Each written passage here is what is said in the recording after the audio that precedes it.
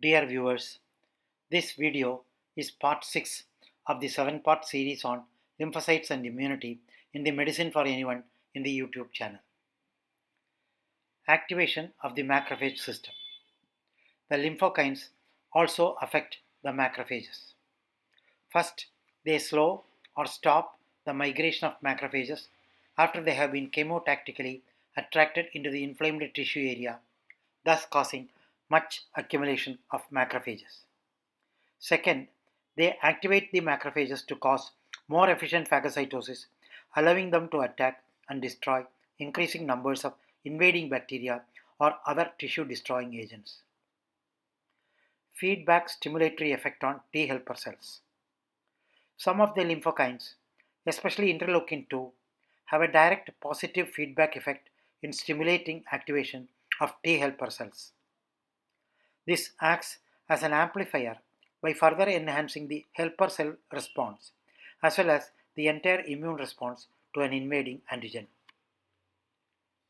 Dear listeners, by the way, this educational video is made possible by Prescribon, the makers of e-prescription software for digital prescriptions available freely for doctors on the website www.prescribon.com.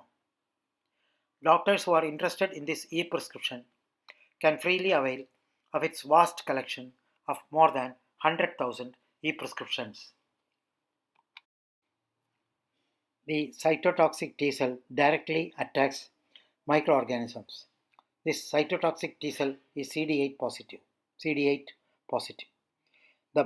They bind directly to microorganisms and punch round holes in cell membranes, making the organism to allow fluid from interstitial spaces into the cytoplasm and thereby killing the organism. Cytotoxic T cells are killer cells. See the figure shown earlier. Direct destruction of an invading cell by sensitized cytotoxic T cells.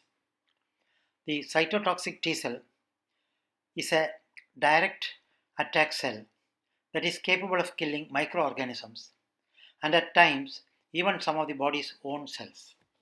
For this reason, these cells are called killer cells.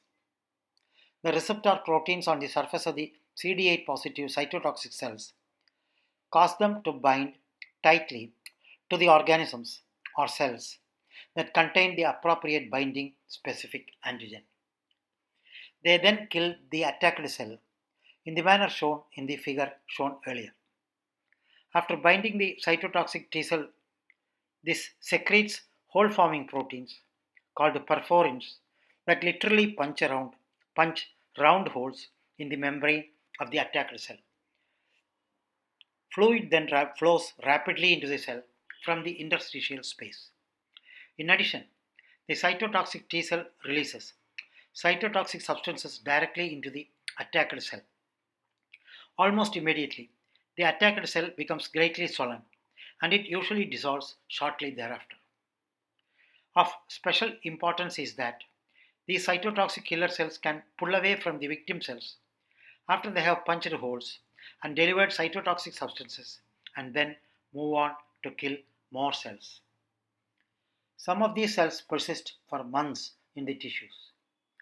Some of the cytotoxic T cells are especially lethal to tissue cells that have been invaded by viruses because many virus particles become entrapped in the membranes of the tissue cells and attract T cells in response to the viral antigenicity. The cytotoxic cells also play an important role in destroying cancer cells, heart transplant cells, or other types of cells that are foreign to the person's own body.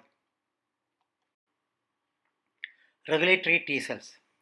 Much less is known about the regulatory T cells than about the others, but they are capable of suppressing the functions of both cytotoxic and T helper cells. These suppressor functions of the CD4 positive regulatory T cells are believed to prevent the cytotoxic cells from causing excessive immune reactions that might damage the body's own tissues. It is probable that the suppressor T cell system plays an important role in limiting the ability of the immune system to attack a person's own body's tissues called immune tolerance, explained below.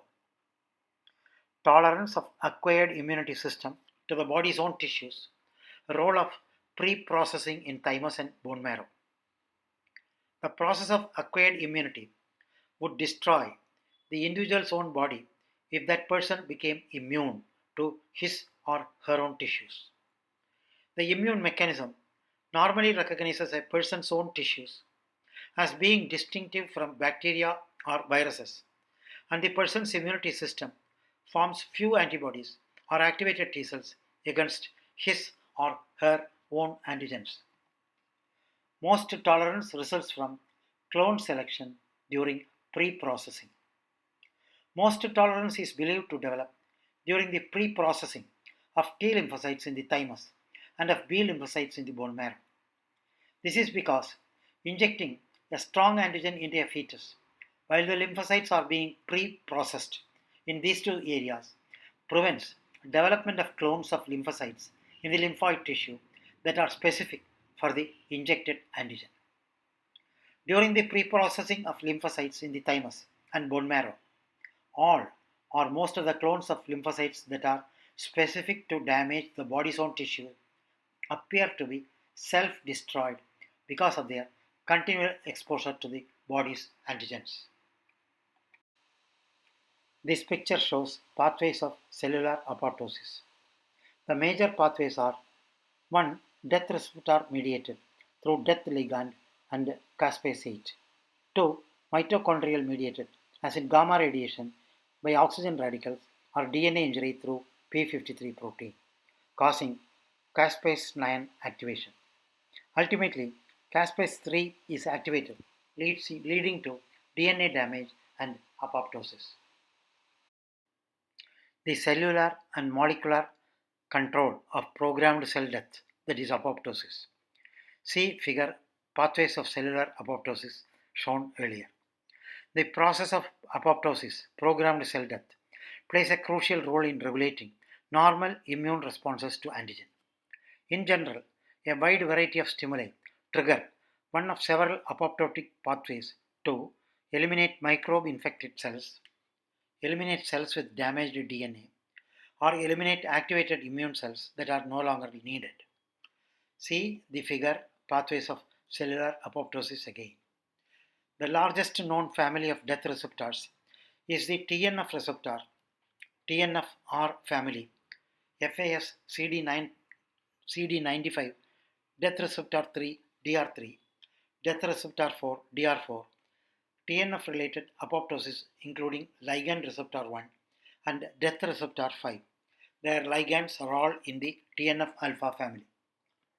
Finding of ligands to these death receptors leads to signaling cascade that involves activation of the caspase family of molecules that lead to DNA cleavage and cell death. Two other pathways of programmed cell death involve nuclear p53 in the elimination of cells with abnormal DNA and mitochondrial cytochrome C to induce cell death in damaged cells. See the figure again.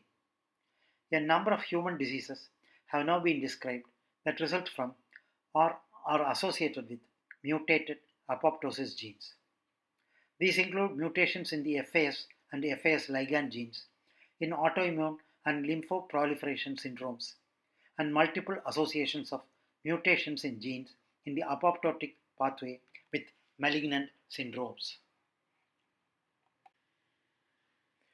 Overview of mechanisms of immune-mediated damage to microbes or host tissues.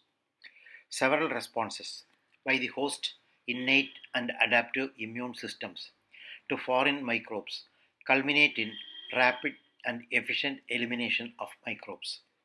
The classic weapons of the adaptive immune system, T cells and B cells, interface with cells, macrophages, dendritic cells, natural killer cells, neutrophils, eosinophils and basophils, and soluble products, microbial peptides, pentraxins, complement and coagulation systems of the innate immune system. There are 5 general phases of host defense. 1. Migration of leukocytes to sites of antigen localization. 2. Antigen non-specific recognition of pathogens by macrophages and other cells and systems of the innate immune system. 3. Specific recognition of foreign antigens mediated by T and B lymphocytes. 4. Amplification of the inflammatory response with recruitment of specific and non-specific effector cells by complement components. Cytokines, kinins, arachidonic acid metabolites, and mast cell basophil products. And 5. Macrophage, neutrophil, and lymphocyte participation in destruction of antigen with ultimate removal of antigen particles by phagocytosis, by macrophages or neutrophils, or by direct cytotoxic mechanisms involving macrophages, neutrophils, dendritic cells, and lymphocytes. Under normal circumstances, orderly progression of host defenses through these phases results in a well-controlled immune and inflammatory response that protects the host from the offending antigen. However, dysfunction of any of the host defense systems can damage host tissue and produce clinical disease. Furthermore, for certain pathogens or antigens, the normal immune response itself might contribute substantially to the tissue damage. For example, the immune and inflammatory response in the brain to certain pathogens such as Mycobacterium tuberculosis may be responsible for much of the morbidity rate of this disease in that organ system.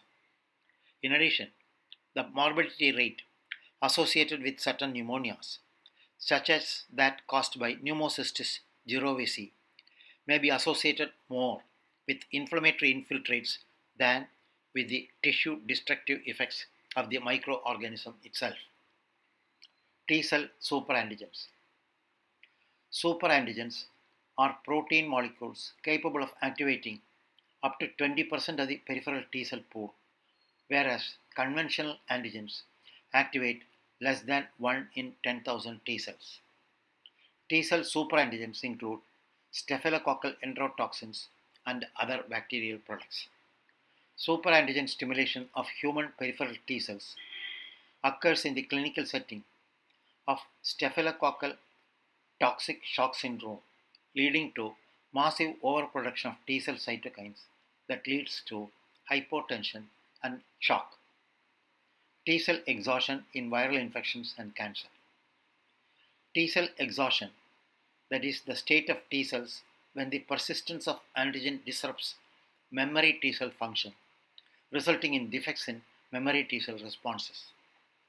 Most frequently occurs in malignancies and in chronic viral infections such as HIV and hepatitis C. In chronic viral infections such as HIV, hepatitis C virus, and hepatitis B virus, and in chronic malignancies, the persistence of antigen disrupts memory T cell function, resulting in defects in memory T cell responses. This has been defined as T cell exhaustion and is associated with T cell programmed cell death, protein 1 expression. Exhausted T cells have compromised proliferation and lose the ability to produce effector molecules like IL-2, TNF alpha, and IFN gamma. PD1 regulates T cell responses and is associated with T cell exhaustion and disease progression. Dear viewers, this is the end of part 6 of the 7-part series on lymphocytes and immunity in the Medicine for Anyone in the YouTube channel. Thank you for watching the video.